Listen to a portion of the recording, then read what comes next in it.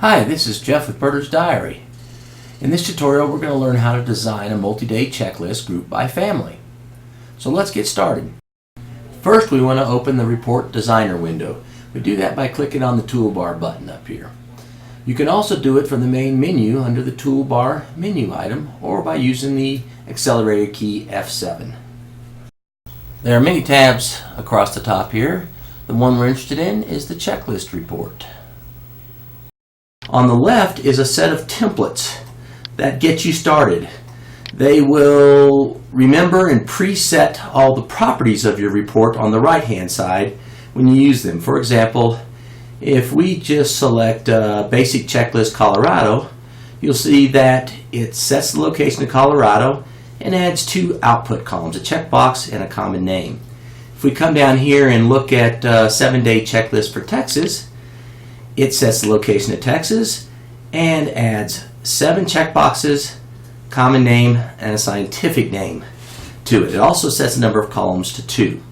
In this case, we're going to create a checklist, a multi-day, a 3-day checklist for Colorado. So let's go back here. I'll start with the basic checklist for Colorado to get started. First thing we want to do is select the taxonomic list to use. So in this case, we're going to use the ABA 2014 taxonomic list. Let's see what it looks like. Just out of the can there for the template. Well, you can see we've got a basic Colorado checklist. A list of names in 1, 2, 3, 4, 5 columns with a checkbox next to each. The checkbox doesn't have a header over the column, but the name field does. We don't need that. Let's get rid of that name header. So close this. Back here we click on Output Columns button. That allows us to specify column headers, fonts, and which columns we want to show. So let's click on that. Right here's the column header for common name. So we're going to click in there, delete the name, click Done. Now let's take a look. And right away you can see we got rid of the column header. And that's nice. Okay, so the next thing we want to do is we want to group by family. And instead of using the family Latin name, we're just going to use the English description for the family. So let's close. Again, we go back to Output Columns. And we're going to choose Family Description. That's the English description instead of the Latin name, which is just family. We select that. We add it. Since it's down at the bottom, we're going to group by it. All group bys have to be at the top. So let's move it up just by clicking on this button a couple times. We're going to set the group by, and we're going to set it to wrap in case it's longer than the column width so that it wraps around. Okay, now let's see what that looks like. Let's go back here. Bring up the report again by clicking on Preview Print. Ah, excellent. You can see we have Anigas. Oh, but this is sorted in order, alphabetical order by family description. We don't want that. We want this in taxonomic order. So let's go back to Output Columns and make sure we click on this. Use taxonomic order as the primary sort order. Okay, let's click Done. Print Preview. Ah, excellent. Now we're back in taxonomic order. But what happened to our checkbox? The checkbox went away. Well, sometimes when you sort on things or group by a particular field, it forgets the column width. So let's just make this a bit bigger. That ought to be enough for room. Let's make that go all the way out. Now let's take a look. So if there's not enough room for a column to display, then it's just blank. So let's make sure we leave enough room for the checkbox to display. Let's preview it again. We've got the checkbox back. Excellent. So that's nice. But this this family heading isn't that nice. Let's change the font size, make it bold, and give it a nice color. So let's go back to Output Columns.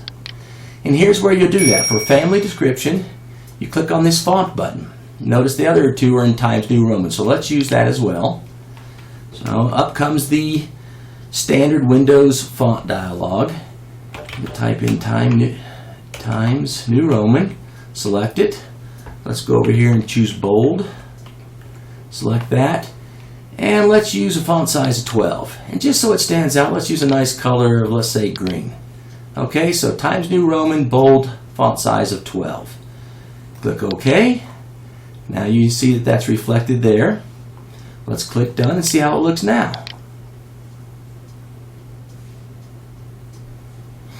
Oh, very nice. I like that a lot better. So you have the family description, all the names grouped under that, and a count of the number of names under each. That's real helpful.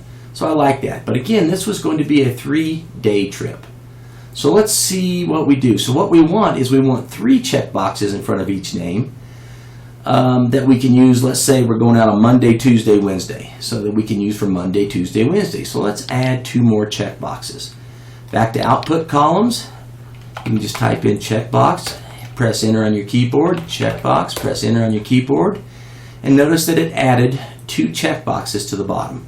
Now we don't want those behind common name, we want them in front of common name. So let's select the common name field and move it down. 1, 2. So now we've got family description, 3 checkboxes, and common name. Now there's only one thing left to do. Click on Done, and we've got to allow for enough room here for all the checkboxes. So if there's not enough room, then you've got to shrink some. Okay? Sometimes this last one can run off the right side. So now I think they all had to be about, maybe bigger than that, just to give enough room. And a little bit bigger like that. Well, it's about the same size. Let's see if that's enough. So let's click on Print Preview, see if we get all 3 checkboxes. We don't. Didn't give each enough room. So let's come back and make each one just a little bit bigger until we find the right width. Something like that. Let's click it. And we've got it. 3 checkboxes and the list of names. Pretty nice, huh? Across 5 different columns. That's a pretty functional one. But one other thing, what if we forget what we're using each checkbox for? Let's go back and label each checkbox. Remember, we were going to go out on Monday, Tuesday, and Wednesday.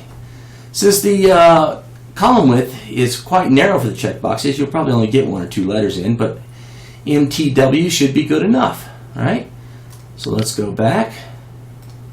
That way when I come back from a long week in the field, I remember what each of those columns was for. Monday, Tuesday, Wednesday. I use these for the bird side on Monday, Tuesday, and so on. If it's just a location, then change them to a location name or a location abbreviation. And now we have created a basic checklist for Colorado. I hope you found this informational. Let me know if you have any questions. Thank you.